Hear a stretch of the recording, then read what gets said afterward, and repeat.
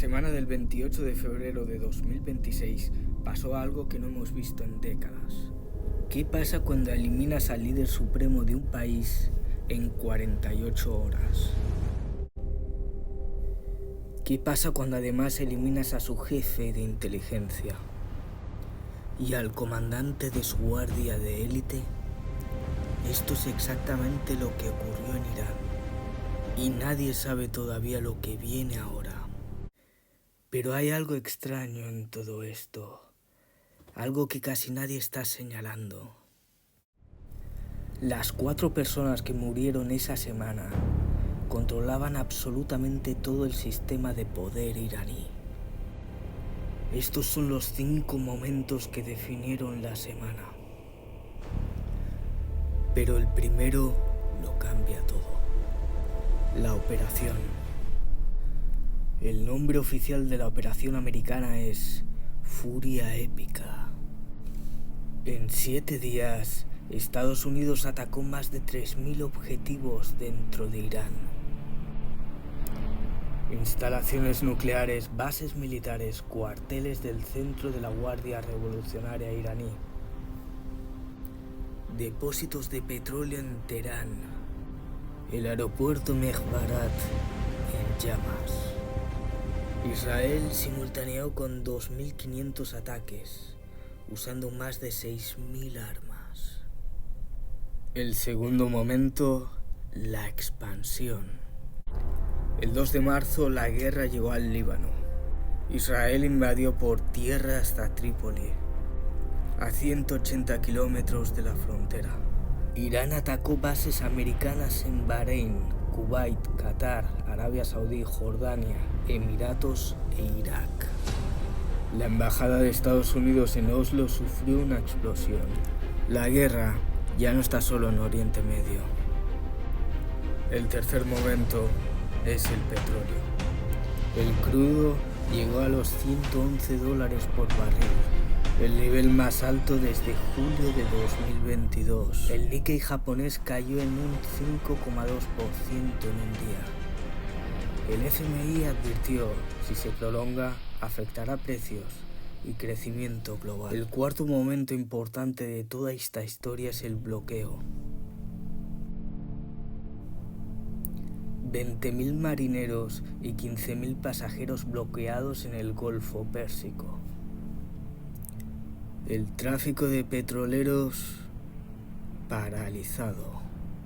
Por ese estrecho pasa el 20% del petróleo mundial.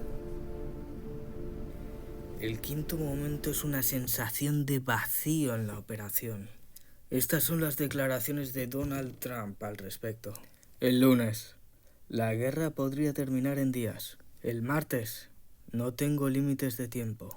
Miércoles, exijo rendición incondicional, sin especificar qué significa. El representante Jim Himes lo resumió sin rodeos. Esta es una guerra de elección sin objetivo estratégico. Pero hay algo que los titulares no capturan. En 72 horas no solo cayeron instalaciones militares, cayeron los hombres que dirigían el régimen.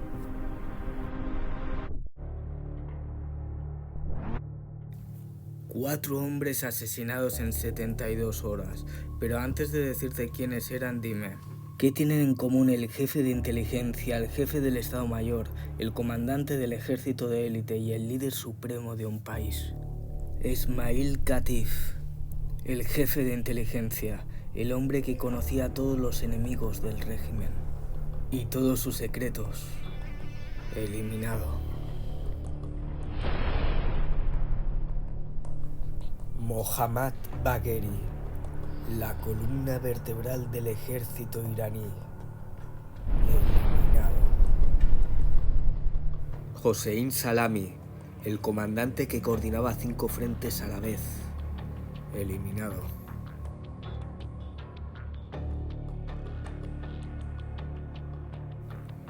Y luego, el último. Ali Khamenei, 35 años gobernando, 8 presidentes americanos, 3 guerras, décadas de sanciones. No sobrevivió a la semana del 28 de febrero. La inteligencia, el ejército, la guardia de élite, el líder supremo, todos eliminados en 72 horas.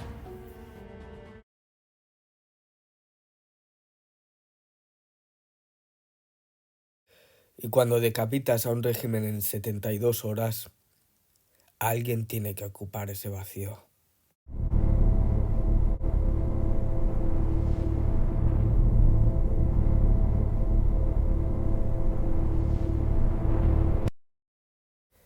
¿Quién es el hombre que acaba de heredar el poder en Irán? Nunca dio un discurso público, nunca dirigió una organización, nunca fue elegido para nada, pero durante 30 años controló desde las sombras la inteligencia, la economía y las relaciones con la Guardia Revolucionaria. Trump dijo que Mojtaba era una opción inaceptable, que no sobreviviría sin su aprobación. La Asamblea de Expertos iraní respondió designándolo precisamente por eso, porque era el candidato que más odiaba al enemigo. Sus palabras exactas: el máximo líder debe ser odiado por el enemigo. Y hay algo más que nadie está diciendo en voz alta. Su esposa, su madre y su hermana murieron en el mismo ataque que mató a su padre. No llega para negociar, llega para continuar la confrontación. Y controla uranio suficientemente enriquecido para fabricar un arma nuclear si así lo decide. Mientras Irán nombraba a su nuevo líder, otros actores llevaban días calculando cómo sacar partido de esta guerra. Y el más sorprendente de todos no está en Oriente Medio. Rusia gana dinero sin disparar un solo tiro. Putin llama a Trump. Resultado: Trump levantó sanciones para que India compre petróleo ruso. El mismo petróleo que antes sancionaba. Rusia confirmó un aumento significativo en la demanda de su energía. Cada día que esta guerra continúa, el petróleo ruso vale más. China advierte, calcula, no actúa todavía. Xi Jinping aseveró: las llamas de la guerra se extienden. No es una descripción, es una advertencia. China importa el 40% de su petróleo de Oriente Medio. Xi se reúne con Trump. Esa reunión importa más que cualquier bombardeo. El Congreso americano, la resistencia interna, demócratas y el republicano Rand Paul intentaron limitar los poderes de guerra de Trump. Fracasó, pero la presión está creciendo. Si el Congreso fuerza un voto, sería la primera limitación real a Trump. Ucrania, el jugador que nadie esperaba. Y aquí es donde la guerra sale completamente de Oriente Medio. Trump dijo hace meses que Zelensky no tenía cartas. ¿Y si esta guerra acaba de cambiar eso completamente? Rusia lleva años atacando a Ucrania con drones Shahed. Los mismos drones que ahora destruyen infraestructura en el Golfo Pérsico. ¿Y quién sabe mejor que nadie cómo destruirlos? Ucrania intercepta el 90% de esos drones. No con misiles Patriot de millones de dólares, sino con interceptores baratos, guerra electrónica y doctrina táctica. Zelensky lo confirmó el 5 de marzo. Estados Unidos y sus aliados del Golfo le han pedido formalmente ayuda y envía expertos militares ucranianos al Golfo Pérsico. Pero hay algo más que nadie está contando. Los países del Golfo llevan años permitiendo las rutas por donde Rusia evade sanciones y vende su petróleo.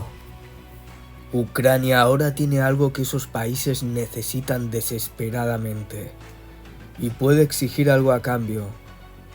Presión real sobre esas rutas financieras, una posición más dura frente a Rusia y Patriots, los misiles que Ucrania necesita. Irán armó a Rusia con drones para atacar a Ucrania. Ucrania aprendió a destruirlos. Ahora esos mismos drones amenazan a los aliados de los Estados Unidos en el Golfo. Y Ucrania tiene la solución. ¿Quién dijo que Zelensky no tenía cartas? La víctima acaba de convertirse en el jugador imprescindible.